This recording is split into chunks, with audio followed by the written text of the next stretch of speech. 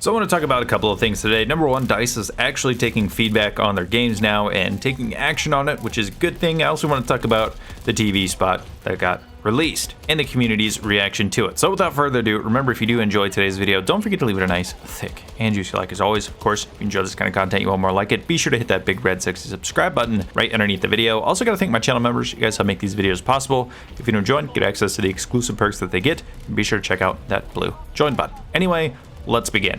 So first up, the specialists. We saw in the most recent specialist trailer there were a couple of controversial specialists. Most of all, Espinoza, who for whatever reason has a riot shield but also can't be blown up.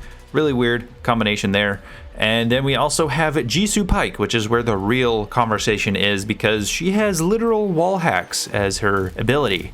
And not a lot of people are big fans of this, especially when you have a game like Battlefield that's mainstream as it is and is becoming as sort of competition with Call of Duty every other year or so whenever it does release. There are quite a few skilled players, and if you give those skilled players something like Wallhacks, and even non-skilled players, it can be a crutch for them as well. If you give them that kind of a thing, that's going to be extremely powerful, especially if you get into these more infantry areas, which where we saw the example was a perfect area to use it, so I don't blame them for showing that off. But it's something that can be frustrating for gameplay because you can think you have a position secured and that you're playing it correctly, but then all of a sudden you die for literally no fault of your own. And that's an issue. Granted, there's an argument to be made. Well, it's Battlefield. Sometimes, you know, a helicopter flies over and blows you up. And that's no fault of your own. You're just there. And that's true. But still, this is something that I think applies into the controllable aspects. A helicopter has a vantage point because it's in the air. If you're on the ground and someone can just see you through a wall, kind of not really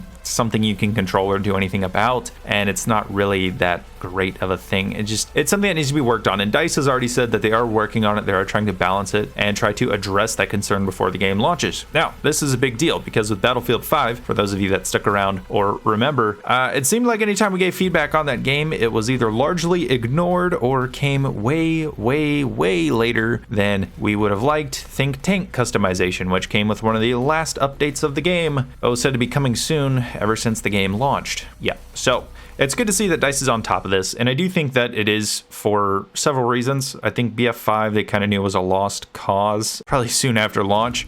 And with 2042, I don't want to say it's like a last hoorah, but you can kind of see it as a last hoorah in a way. They're trying to appeal to so many different players, and you can see it with the ambitious decisions that they're making.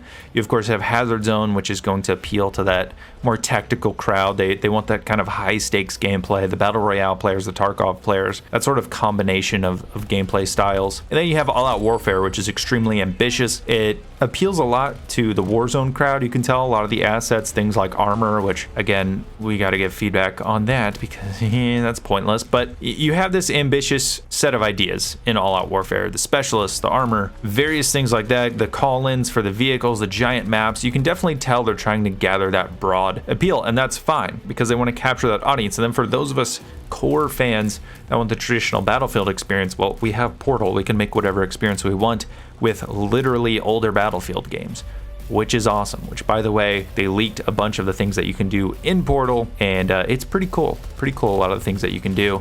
Thanks to data miner Temporeal. That was really awesome. That might be a video for its own. But like I said, it's great that they're already taking feedback on it. It's great that they're already making changes to it. And I'm sure that instead of doing like a full revert of specialists before the game launched, because clearly they've been talking about it, it was in the surveys about what people's opinions were on the specialists. I'm sure they're thinking about a possible rework, but I don't think, and I never really thought that they were going to make any significant changes before the launch of the game.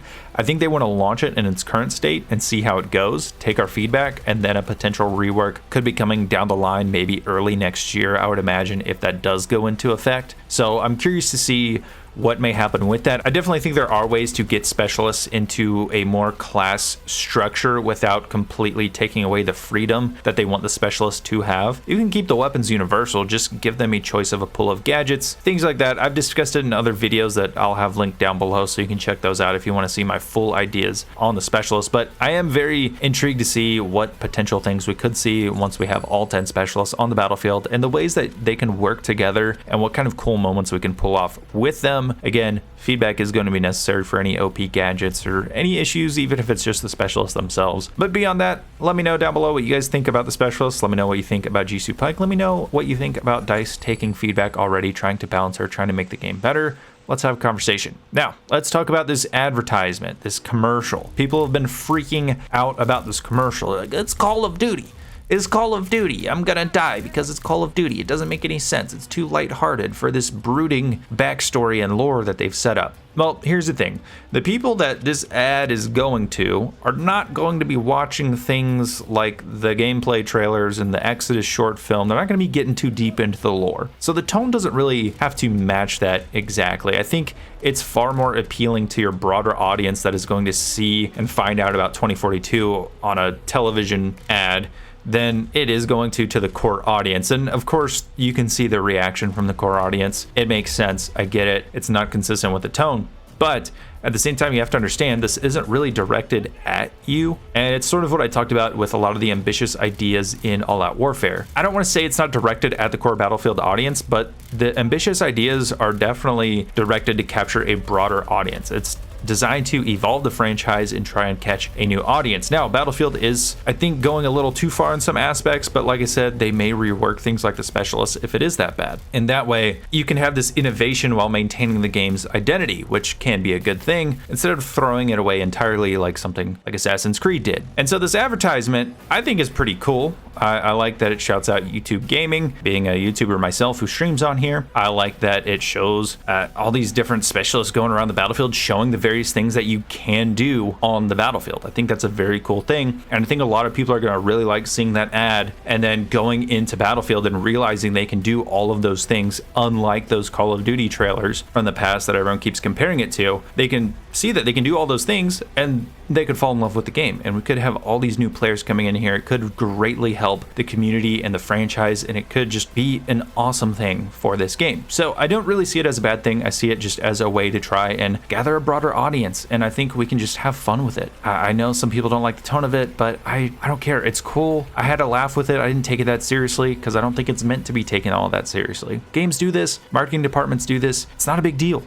It's not. So anyway, let me know down below what you guys think of the TV ad. Do you think it was cool? Do you think it was weird? Do you think it was just so off tone that we should just, I'm not buying Battlefield 2042? I don't know. Let me know down below. Let's have a conversation about these things today. I thought it was a pretty interesting couple of days for Battlefield. So I'm interested to see what you guys think about it. Anyway, thank you guys so much for watching, and I'll see you guys in the next video.